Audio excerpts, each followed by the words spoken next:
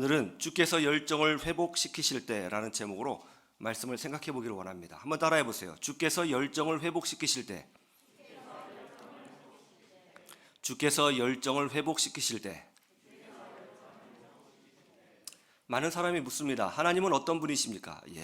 하나님은 회복해 하시는 분이세요. 하나님은 회복하시는 분이십니다. 우리가 보통 예수님을 믿고 예수님을 나의 구주로 영접하면 구원받아 하나님의 자녀가 됐죠? 이것도 사실은 하나님의 회복하심이에요. 타락해서 죄인이 된 인간을 의인으로 회복해 하심, 멀리 떠난 자식을 하나님의 자녀로 회복해 하심입니다. 하나님은 회복하시는 분이세요. 하나님은 심판하시고 멸망시키시고 그것이 하나님의 주된 사역이 아니시고 하나님의 핵심적인 일하심은 바로 회복하심입니다. 예수님께서 이 땅에 계실 때에 병자들을 많이 치유하셨죠? 병자들을 치유하신 사건이 뭐죠? 건강을 잃어버린 자에게 건강을 회복하시는 사역을 하신 거예요. 또 예수님은 잃어버린 영혼들을 회복하셨죠? 잃어버린 영혼을 회복하는 것, 그것이 뭡니까? 바로 선교이죠. 절망에 빠진 자를 회복하는 것, 그걸 뭐라고 그래요? 내적 치유라고 합니다. 성령 하나님께서 여러분 안에 내주하고 계신다는 것을 믿으시길 주님의 이름으로 축원합니다. 여러분 안에 내주하고 계신 성령 하나님의 가장 큰 사역이 뭡니까? 그것도 회복하시는 사역이에요. 하나님은 회복하시는 분이십니다.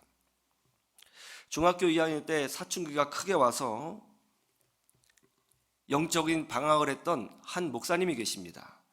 얼마나 반항을 하면서 살았는지 어머니 집사님이 하루도 빠지지 않고 울지 않고는 하루가 온전히 지나가지 못했다고 합니다.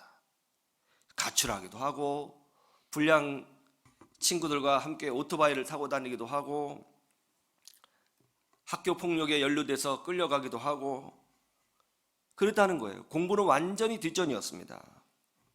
그러다가 어머니의 간절한 부탁을 듣고 억지로 여름 수련회에 끌려가게 되었는데 글쎄 거기서 살아계신 하나님을 만났어요. 예수님을 인격적으로 만났어요. 할렐루야. 그러니까요, 참 희한하게 그렇게 집에서 말리고 혼을 내고 설득하고 그래도 돌갔던 그 아들이 예수님 만나니까 마음이 부들부들해지면서 삶이 확 바뀌더라는 거예요. 그때부터 공부하더라는 것입니다. 교회 가는 것을 그렇게 즐거워하더라는 거예요. 그러면서 공부해서 이제 대학을 나오고 이제 졸업 후에 하나님의 부름을 받고 신학대학원에 들어가서 목사가 되었다. 그런 이야기를 하더라고요. 하나님은 회복하시는 분이세요. 여러분, 하나님을 만나면 회복의 역사가 일어나는 줄로 믿으시기를 주님의 이름으로 축원합니다. 어떤 영혼이든지 어떤 질병이든지 어떤 낙심이든지 어떤 좌절이든지 어떤 실수이든지 어떤 죄악이든지 예수 그리스도를 만나면 회복의 역사가 일어나게 되어 있는 것입니다. 저는 이 코로나로 아픔에 빠진 이 대한민국, 우리나라가 정말로 하나님의 은혜로 회복의 역사를 경험하기를 간절히 소망합니다. 이 코로나 때문에 곳곳이 다 상처가 났습니다. 신앙생활도 예외가 아니에요. 온전하게 신앙생활을 못하는 분이 많습니다. 영적으로 눌린 분들이 많습니다. 아파하는 분들이 많습니다. 한국교회가 과연 예전의 모습으로 회복될 수 있을까 걱정하시는 분들 많습니다. 그러나 할 수 있다고 저는 확신합니다. 어떻게 해요? 하나님이 하시면 되는 거예요. 왜요? 하나님은 회복하시는 분이시기 때문에. 저는 여러분이 오늘 이 자리에서 예배할 때에 나를 회복하시고 치유하시는 하나님의 은혜를 만나고 경험하고 체험하기를 주님의 이름으로 축원합니다. 그러면 하나님은 어떤 방식으로 우리를 회복하실까요? 오늘 본문에 보면 제자들을 회복하고자 제자들을 찾아가신 예수님의 모습이 나옵니다. 이 모습을 통해서 하나님은 어떤 방식으로 우리를 회복하시는지 알 수가 있어요. 하나님은 어떻게 우리를 회복하시나요? 첫 번째로 우리의 약함을 깨닫게 하신다는 것입니다. 한번 따라해 보세요. 우리의 약함을 깨닫게 하신다. 5절 말씀을 보실까요? 5절 다 같이 시작.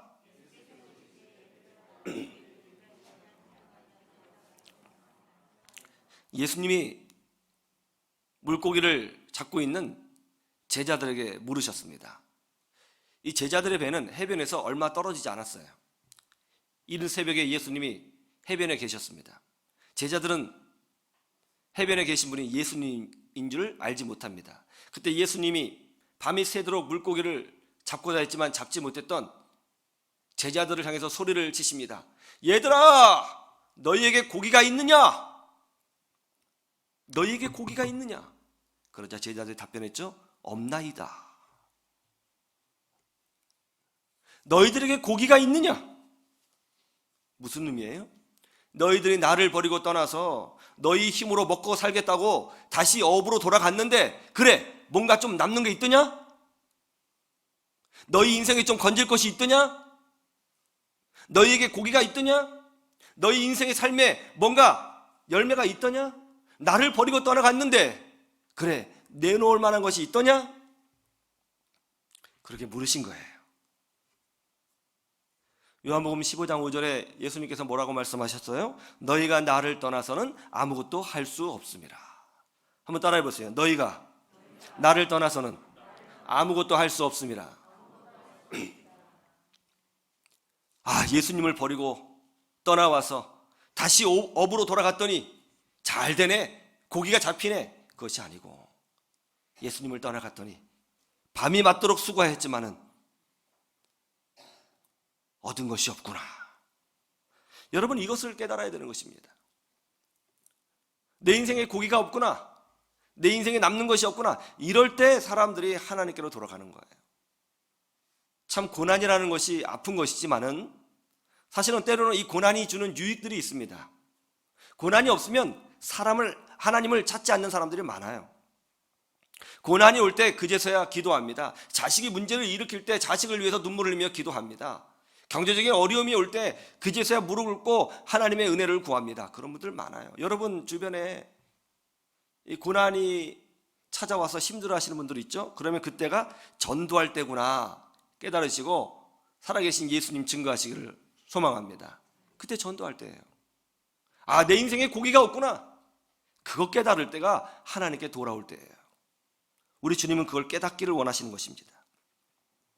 그래서 하나님이 우리를 회복하실 때에 제일 먼저 하시는 것이 뭐냐면, 하나님이 없는 내 인생에는 빈배의 인생이구나, 남는 것이 없구나, 그걸 먼저 깨닫게 하시는 거예요. 제자들도 그랬다는 것입니다. 아, 예수님하고 함께 있을 때는 오병의 기적을 경험했었지. 주님하고 함께 있을 때는 병자가 치유되는 것을 보고 우리가 기뻐서 막 노래하고 찬양했었지. 주님하고 저녁에 만찬을 나눌 때는 얼마나 행복했었어. 그런데 주님을 떠나고 다시 업으로 돌아갔더니 밤이 맞도록 수고하였지만은 남는 것이 하나도 없었구나. 그러자 오늘 말씀해 보니까 베드로가 어떻게 했다고 합니까? 누군가가 혹시 예수님 아니야? 라고 말을 하니까 배에서 뛰어내려 예수님께로 달려갔다는 거예요. 여러분, 하나님께서 우리를 회복하실 때에, 하나님은 우리가 예수님 없이 살았을 때에 고기가 없는 인생이라는 것을 먼저 깨닫기를 원하세요. 그걸 깨달았잖아요. 아, 주님이 없이는 내 인생이 아무것도 아니구나 깨달았죠. 어떻게 해야 돼요? 주님께 뛰어가는 거예요. 주님께로 달려가는 거예요. 그러면 우리 주님께서 두 팔을 벌려 맞아주시고 회복하시고 치유하시고 빈배의 인생이 아니라 열매 풍성한 인생으로 만들어 주시는 것입니다. 그리고 주님 앞에 고백해야 됩니다.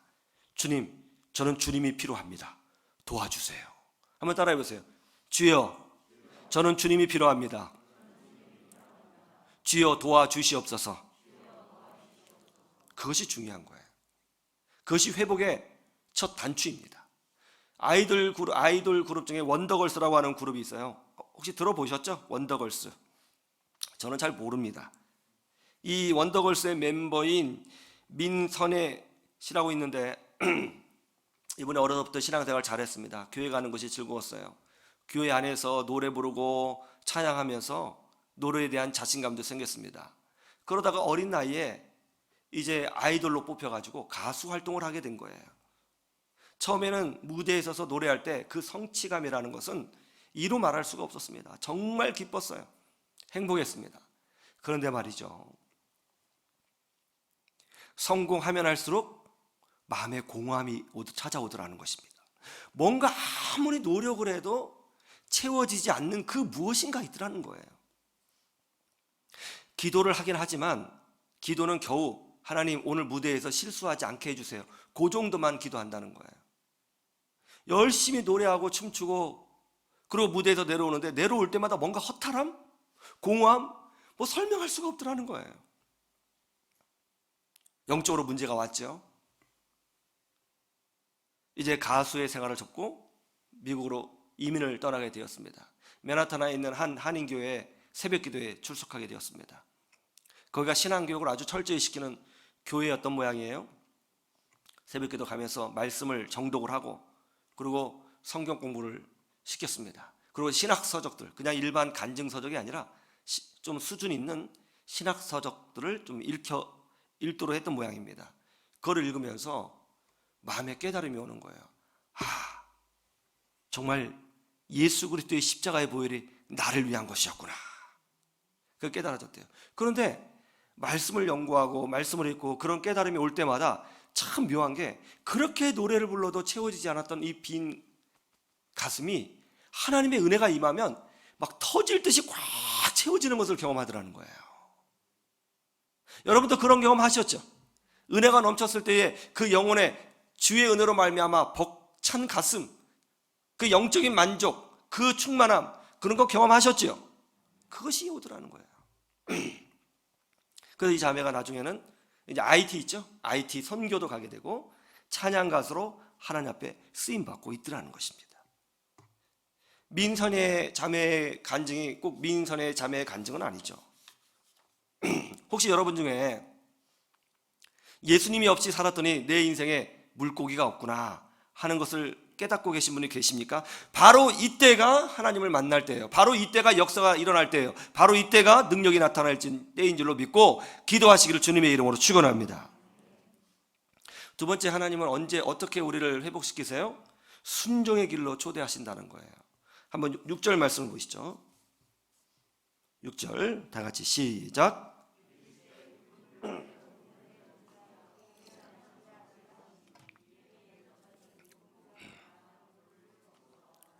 예수님이 물으셨죠. 너희에게 고기가 있느냐? 없나이다. 그래? 그러면 그물을 배 오른편에 던져라. 던졌더니 물고기를 잡았어요, 못 잡았어요? 많이 잡았다는 거예요. 순종해서 그물을 던졌더니 물고기를 잡았다는 것입니다. 여러분, 이 말씀 보면 어디 좀 비슷한 것 같지 않아요? 성경 어디 부분에? 기억나세요?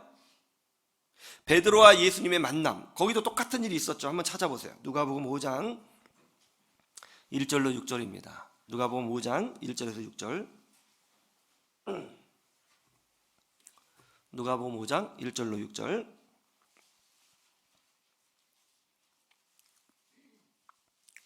찾으셨어요? 누가복음 5장 1절로 6절. 같이 한번 읽어봅시다. 시작. 무리가 몰려와서 하나님의 말씀을 들을새 예수는 게네사렛 호숫가에 서서 호숫가에 배 두 척이 있는 것을 보시니 어부들은 배에서 나와서 그물을 씻는지라. 예수께서 한 배에 오르시니 그 배는 시몬의 배라. 육지에서 조금 떼기를 청하시고 앉으사 배에서 무리를 가르치시더니 말씀을 마치시고 시몬에게 이르시되, 시몬이 대답하여 이르되, 선생님, 우리들이 밤이 새도록 수고하였을 때 잡은 것이 없지만은 말씀에 의지하여 내가 그물을 내리리이다 하고, 그렇게 하니 고기를 잡은 것이 심이 많아 그물이 찢어지는지라. 아멘. 아까 요한복음 21장 사건하고 이 누가복음 5장에 나온 사건하고 비슷해요, 안 비슷해요? 비슷하죠. 왜 비슷할까요? 하나님이 의도적으로 예수님을 떠나서 다시 업으로 돌아간 예수님의 제자들이 옛날 생각을 하게 하도록 하기 위해서 비슷한 상황을 만드신 거예요. 이렇게 말씀하고 계신 거죠. 베드로야, 제자들아, 너희들이 나를 처음 만났을 때 어떤 일이 있었느냐? 그때 한번 기억해봐. 너희들이 어떻게 기적을 체험했느냐? 너희들이 어떻게 열정적으로 나를 따라다녔느냐? 한번 생각해봐라. 그때 너희들이 밤이 새도록 물고기를 잡았지만 아무것도 잡지 못했어. 그런데 내 말에 순종하여 그물을 던졌을 때 기적을 맛봤지. 그때를 기억해봐. 너희들이 지금 순종하면 다시 회복될 수 있느니라. 그렇게 말씀하고 계시는 것입니다. 하나님이 우리를 회복하실 때는, 치유하실 때는, 열정을 다시 불러일으키실 때에는 항상 순종을 요구하세요. 순종으로 초대하시는 것입니다. 그런 순종로의 초대에 기꺼이 응답할 때에 우리 안에 회복의 역사가 일어나게 된다는 거예요. 아람 나라의 총사령관이었던 나아만 장군, 여러분 잘 아실 겁니다. 나병에 걸렸습니다. 너무너무 고통스러웠습니다. 그때 이스라엘에서 잡아온 한 여자 노예 아이가 놀라운 말을 해주는 거예요. 우리나라 이스라엘에 가면 엘리사라고 하는 선지자가 있는데 그 선지자에게 가면 어떤 질병이라도 치유받을 수 있다고 합니다. 그 말을 듣고 아람국의 총사령관이었던 나만 장군이 엘리사 선지자를 만나러 갑니다. 큰 대규모의 사절단을 이끌고 엘리야 선지자를 찾아갑니다. 엘리야 선지자님, 제 나병을 고쳐주십시오.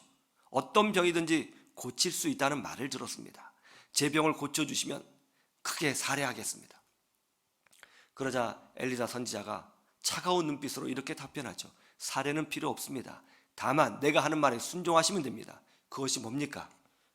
저 밑에 내려가면 요단강이 있을 텐데 거기서 몸을 7번 씻으세요. 나만 장군이 요단강을 갔더니 이게 웬일이에요? 흙탕물입니다. 여러분 나중에 우리가 같이 성지순례를 가보시면 알겠지만 요단강은 흙탕물이에요. 나만 장군이 그 안에 들어가서 몸을 씻습니다. 1번, 2번, 3번. 그런데 몸에 진물이 나잖아요.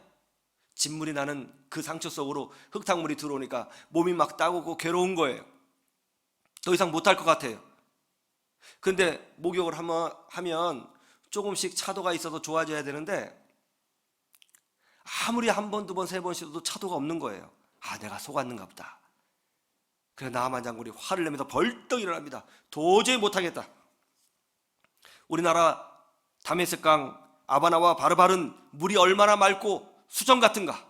거기서 씻으라면 몰라도 이 흙탕물에서 무슨 기적이 일어나겠어. 못하겠다.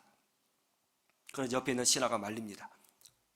장군님, 아니 나병 치료한다는데 이거보다 더 큰 거를 요구하면 장군님께서 안 하셨겠습니까? 겨우 목욕 7번 하라는 것 아닙니까? 그까지 한번 순종해 보시죠. 그래서 다시 목욕을 하기 시작했어요. 4번, 5번, 6번. 아무런 차도가 없어요. 7번 딱 씻는데 이게 웬일이에요? 물 밖으로 올라오니까 몸이 어린아이 피부처럼 깨끗해진 거예요. 회복은 순종으로부터 시작되는 것입니다. 회복은 순종으로부터 시작되는 것입니다. 거기서부터 은혜가 있고 기적이 있고 하나님의 역사하심이 있는 거예요. 순종을 요구하실 때에 기쁨으로 달려가서 회복의 은혜를 경험하시기를 주님의 이름으로 축원합니다. 3번째, 우리 주님은 우리를 회복시키실 때에 공동체 안으로 부르신다는 것입니다.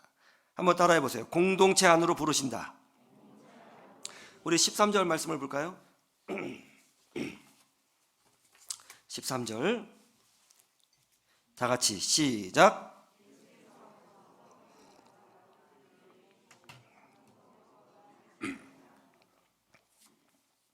제자들이 해변으로 모두 나왔습니다. 제자들이 예수님께로 가자 놀랍게도 우리 예수님께서는 제자들을 위하여 아침 식사를 준비하고 계셨습니다. 떡도 가져오셨고 또 물고기도 구워서 제자들을 위하여 준비하고 계셨습니다. 유대인들이 함께 밥을 먹는다 라고 했을 때에 이 밥을 먹는다는 의미가 뭘까요? 단순히 배를 채운다 그런 의미가 아니에요. 한번 찾아보세요. 사도행전 2장 42절에서 47절. 사도행전 2장 42절에서 47절.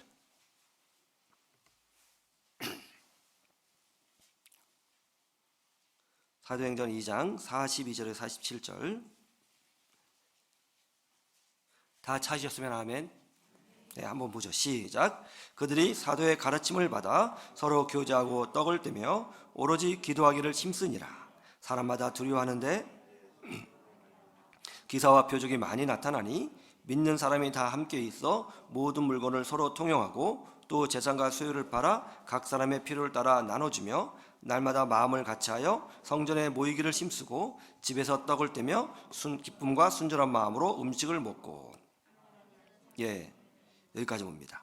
이 말씀은 초대교회가 이제 모래알이 아니라 하나의 공동체로 성장하고 있는 모습을 보여주는 내용이에요. 기독교인들이 드디어 유대교에서 빠져나와 예수 공동체를 형성하게 되었습니다. 자기들만의 예수 공동체를 형성한 거예요. 그런데 공동체가 형성된 사건을 오늘 성경에 보면 공동체가 세워졌다 이렇게 표현하지 않고 뭐라고 표현하고 있어요? 함께 교제하고 떡을 떼며 음식을 먹었다라고 표현하고 있습니다. 한번 따라해 보세요. 함께 교제하며 떡을 떼며 음식을 먹었다. 유대인들은 함께 밥을 먹는 것을 배를 채운다고 생각하지 않고 이것을 뭐라고 표현하고 있어요? 공동체의 삶이라고 표현한다는 거예요. 예수님이 제자들을 위해서 아침 식사를 준비하셨습니다. 이게 무슨 말이에요? 예수님이 이렇게 말씀하시는 거죠. 너희들 이제부터 이 공동체를 벗어나지 말아라. 공동체를 벗어나지 말아라. 하나님은 회복하시는 분이시죠? 믿습니까? 우리의 건강을 회복하시죠? 가정을 회복하시죠? 믿음을 회복하시죠? 우리의 영혼의 열정을 회복하시죠? 할렐루야. 근데 어디에서 하시느냐? 교회 안에서 하신다는 거예요. 공동체를 통하여 하신다는 거예요. 코로나로 인하여 한국교회가 공동체성을 많이 잃어버린 것 같습니다. 여러분, 우리는 단지 종교 생활을 하고 있는 것이 아닙니다. 여러분, 기독교는 종교가 아니에요. 기독교는 진리입니다. 진실입니다. 살아계신 하나님, 지금도 우주 만물을 통치하고 계시는 그 하나님, 그리고 나를 위해서 십자가를 지신 주 예수 그리스도, 내 안에 계신 성령님, 실제적으로 함께하고 경험하는 진리의 삼인줄로 믿으시기를 주님의 이름으로 축원합니다. 왜 교회 공동체가 중요한지 아세요? 하나님은 바로 이 공동체 안에서 우리를 회복하시기 때문에 그런 거예요. 이 공동체 안에서 축복하시고 이 공동체를 통하여 치유하시고 공동체를 통하여 우리 영혼을 성숙시키시고 공동체를 통하여 우리에게 놀라운 능력을 보여주시는 것입니다. 하나님이 그렇게 하시는 거예요. 그래서 회복은 바로 공동체 안에서 일어난다는 것입니다. 전에도 제가 드린 이야기인데요. 영국의 그 레이크 제이슨이라고 하는 여성이 쌍둥이를 출산했습니다. 이게 아주 전 세계적으로 떠들썩한 기사가 되었는데요. 그런데 아이를 6개월 만에 낳았어요. 조산한 거죠. 먼저 태어난 아이가 0.93kg, 그 다음에 두 번째 태어난 아이가 1.3kg이었습니다. 숨을 제대로 쉬지 못했어요. 그래서 아주 작은 산소호흡기를 꽂아 주었습니다. 그리고 인큐베이터 속에 넣었어요. 그런데도 숨을 제대로 쉬지 못하고 점점 죽어가고 있었습니다. 그때 이 레이크라고 하는 여성이 신앙이 아주 좋은 여성인데 병실에서 눈물을 흘리며 우리 아이를 살려달라고 간구했습니다. 계속 기도했어요. 부르짖으면서 하나님 살려주세요. 하나님 살려주세요. 근데 문득 마음속에 하나님께서 이런 음성을 주셨다는 거예요. 두 아이를 함께 있게 하라. 그래서 이제 담당 의사를 찾아가서 간청했답니다. 우리 아이를 함께 있게 해달라고. 그래서 한 인큐베이터 속에 있게 해달라고. 내가 기도했는데 하나님께서 그런 마음을 주셨다. 제발 부탁한다. 그래서 부모가 그렇게 부탁을 하니까 그 담당 의사가 한쪽에 있는 아이를 꺼내서 다른 한쪽에 있는 아이 인큐베이터 속에 같이 넣어두었다는 거예요. 어떤 일이 벌어졌다고 그래요? 여러분 인터넷 검색하시면 다 나오는 기사입니다. 아주 유명한 기사예요. 하루 만에 아이의 호흡이 정상으로 돌아왔어요. 몸이 회복되기 시작하고 몸을 막 움직이더라는 거예요. 지금은 이 아이들이요 유치원 다닙니다. 유치원 다녀요. 하나님은 공동체 안에서 우리를 회복하시는 거예요. 할렐루야. 공동체 안에서 기적이 일어나요. 공동체 안에서 말씀의 역사가 일어나요. 공동체 안에서 하나님께서 우리에게 뭔가를 보여주시는 거예요. 제자들은 그 사건 이후 완전히 회복됩니다. 은혜가 회복되었습니다. 어떻게 됐어요? 예수님을 버리고 도망갔던 그 제자들이 완전히 회복되어 마가 다락방에서 간절히 기도하다가 성령의 기적을 체험하고 사도행전의 역사를 이어가는 믿음의 사람으로 모두 쓰임받게 되었다는 것입니다. 여러분에게 어떤 회복이 필요하십니까? 영적인 것입니까? 건강입니까? 가정입니까? 어떤 회복이 필요하십니까? 하나님의 부르심에 응답하셔서 여러분 삶 가운데 내 삶을 고치시고 회복하시는 주의 능력을 경험하시기를 주님의 이름으로 축원합니다. 축원합니다.